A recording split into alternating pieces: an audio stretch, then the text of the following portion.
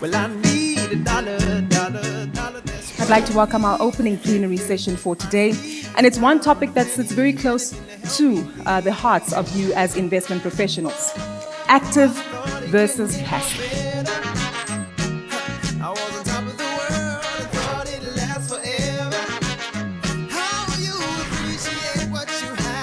Hi everyone. So what did you think of that opening video?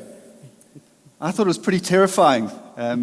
So were Gugu's opening remarks around all of the uncertainty, both in South Africa and abroad, be it market uncertainty, political uncertainty, and other uncertainty.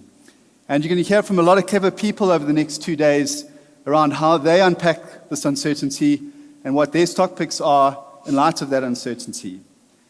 And I'm wondering if any of those questions can actually be answered. And I'm wondering what really needs to be decoded. I would argue that what actually needs to be decoded is how you go back to probably 500,000 families that you all represent and help them meet their financial goals, secure their financial futures. And I would argue that the first step in doing that is actually to avoid the noise. I don't know what's going to happen to Fed interest rates. It sounded like half the experts in Cape Town didn't know either. I don't know whether FANG stocks are expensive or cheap. I don't know what the ANC is going to do in the next elections and what markets are going to do after the next elections. These are unanswerable questions. None of us have a crystal ball. So when sitting in front of a client and helping a client meet their financial goals, what are some of the answerable questions? It boils down to simple things, like deciding the right asset allocation for a particular problem, helping someone who's just retired ensure that they are able to structure an income stream that is growing, helping someone make sure that they're in the right tax wrapper, that they're thinking about investments sensibly. These are the answerable questions. And once you as financial advisors focus in on the answerable questions, it puts you in control.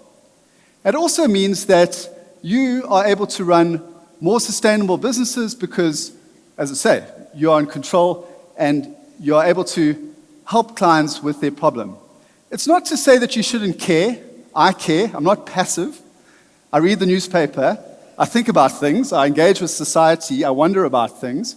But when it comes to putting a client investment proposition together, I like to work with the evidence and I like to try and minimize the moving parts. And passive ultimately helps you do this. Because once you've come up with that asset allocation, it really doesn't matter which of the 3, 4, 5 active managers you're going to use. Really what you want is the market return. Or you want a sensible, diversified version of the market return through smart beta. That's going to be your risk block, your equity block in South African equities for argument's sake. And that's going to help you narrow down the problem and minimize the moving parts. You're then able to approach the client problem systematically. As I say, looking at the right tax wrapper, looking at the right asset class, and so forth. Passive is proven in this space. It's no wonder that flows have come into the passive market post the global financial crisis because there's trust in the system.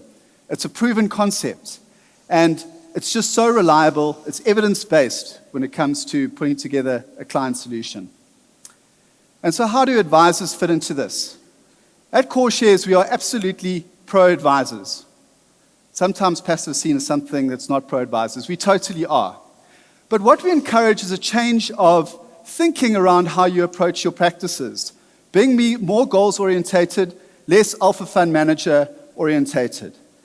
And one of probably the best papers written in the last decade when it comes to financial advisors is the work done by Morningstar when they talk about gamma. Gamma being the value that advisors add.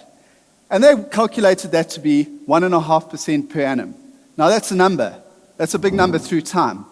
And one of the ways gamma is achieved is precisely because the noise is avoided. Because you decode things in such a way that actually you simplify them. And that would be our central message and how passive can help.